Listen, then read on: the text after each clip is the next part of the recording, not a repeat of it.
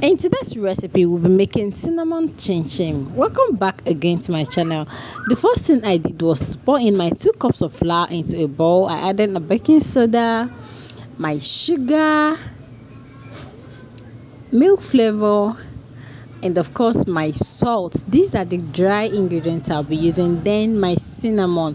This is the key ingredient for this chin chin, the cinnamon. Guys, cinnamon is very good for your health. It helps increase blood flow. It does a lot of things to your health. You can actually use your browse the benefits of cinnamon. So I added all my dry ingredients in a bowl and I sear it together. I actually spent a lot of time, part of my time, in stirring these dry ingredients together to enable it to combine appropriately, so that I won't have some side sweeter or saltier than the other part. So I made a hole after stirring it, mixing it together. I made a hole in the middle. I pour in my milk,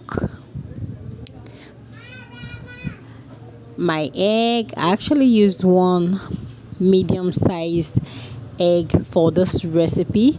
I poured in my egg. I mixed everything together to combine.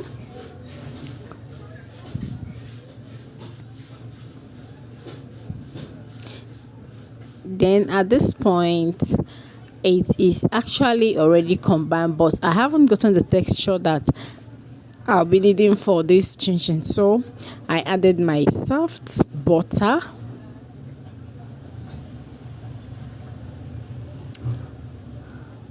and mix everything together.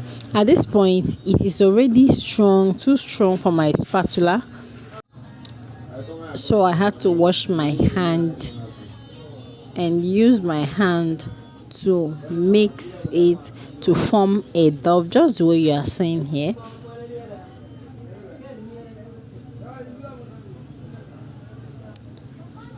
So I started to knead my chin chin mixture until I made a dough of the chin chin. As you can see, here is the dough. I'm going to set it aside, spread my wort table with some flour to enable me roll out my flour and to avoid sticking to the table.